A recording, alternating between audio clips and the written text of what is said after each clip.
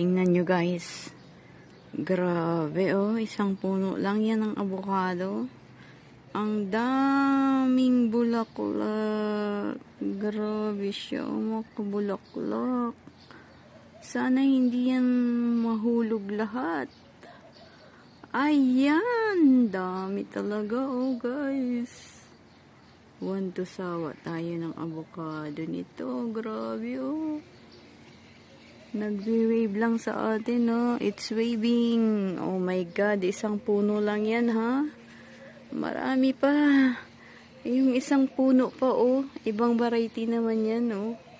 Tingnan nyo yung isang puno na yun. Isang variety din yan, pero mabulaklak din. OMG. Ala, Maria, mag-ready ka.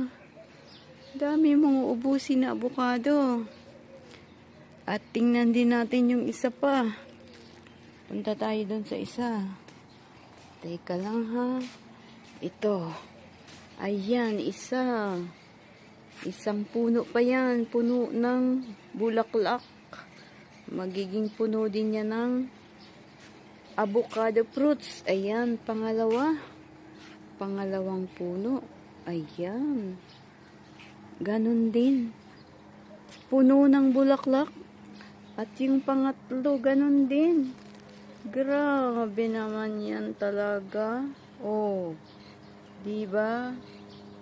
Oh, daming bulaklak oh. At yung pang-apat pa.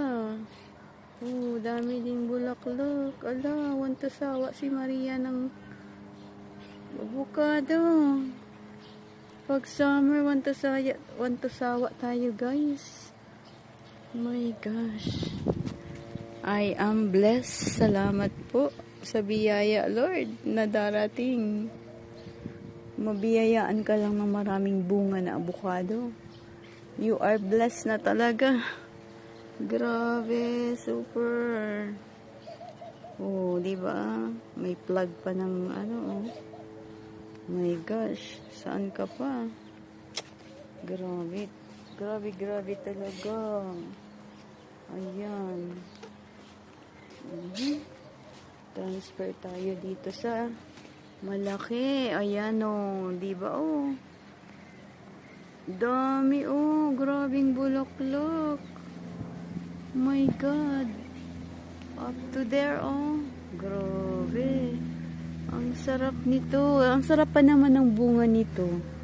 Talagang kung gusto mong mag-oil lang avocado, itong variety na to ang magandang gawing oil sa avocado. Diyos ko, ano ba yan? Ayan, pag nagbunga to, maglalaan ako ng yung kanyang buto. Talagang papatubuin ko talaga to at ilalagay ko sa box pag tumubo na.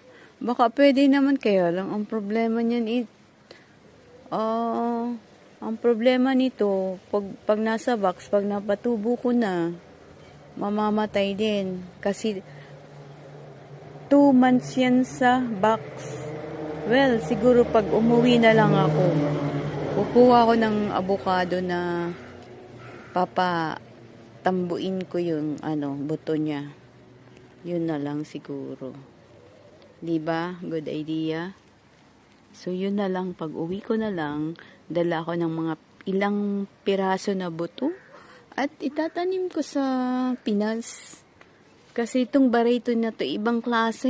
Hindi kagaya sa Pinas na avocado, hindi kagaya sa Pinas na avocado.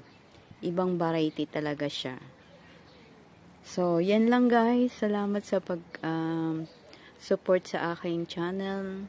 Hope na kita ulit tayo at patuloy din lang po kayong mag-support sa akin para marami tayong mas matulungan pa na mga dapat tulungan ni Maria.